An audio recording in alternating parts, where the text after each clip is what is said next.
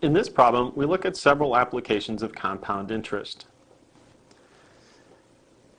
In Part A, we have $1,000 that's invested at 5% compounded monthly, and we'd like to determine how much there is after 8 months. In Part B, we want to have $1,000 in 9 months, and we want to determine how much we need to place in a savings account now that pays 5% compounded quarterly. And in Part C, we want to determine how long it takes to double our money if we invested at 6% compounded annually.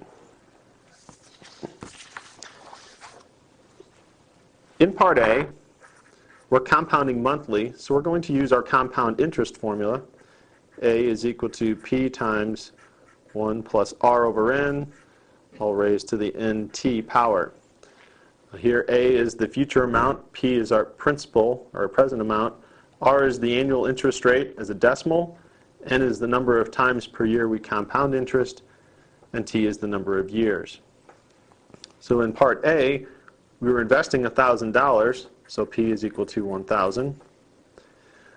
We were told that the interest rate was 5%, so R is 0.05.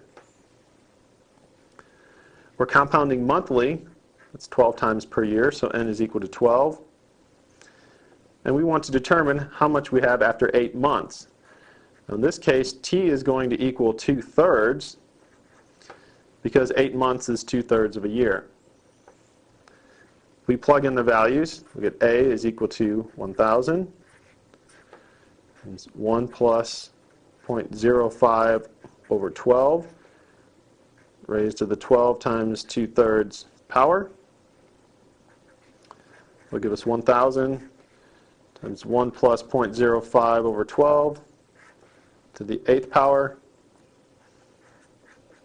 which is $1,033.82. So if we invest $1,000 at 5% compounded monthly, in 8 months we will have $1,033.82. In Part B, we again have compound interest, but we're interested in the required present value.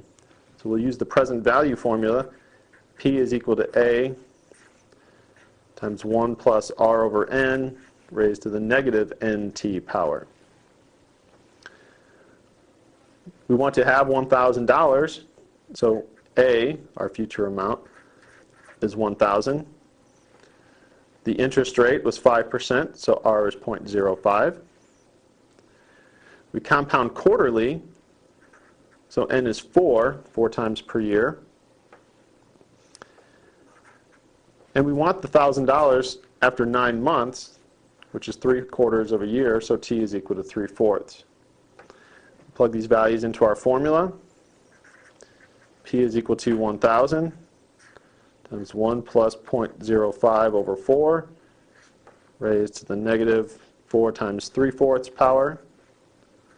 So that will be 1,000 times 1.0125 raised to the negative 3rd power,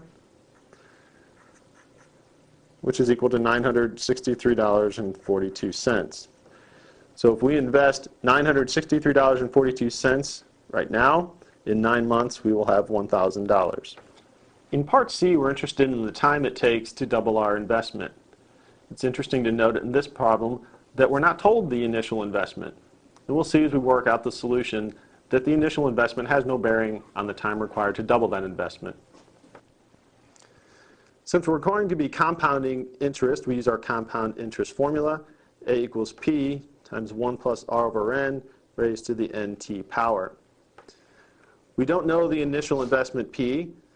We do know that our final investment will be twice the initial, so A is equal to 2P.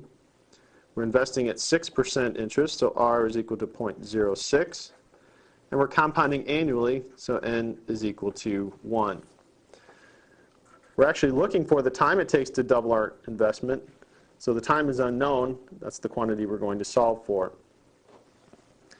If we put these quantities into our equation, we get 2P is equal to P times 1 plus 0.06 over 1 raised to the 1T power, or 2P is equal to P times 1.06 to the T power. At this point, we can divide both sides by p, and the p's will cancel.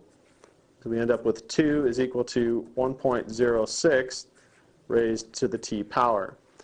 And here's where we note that the initial investment has no bearing on the time required to double the investment because we canceled out the initial investment.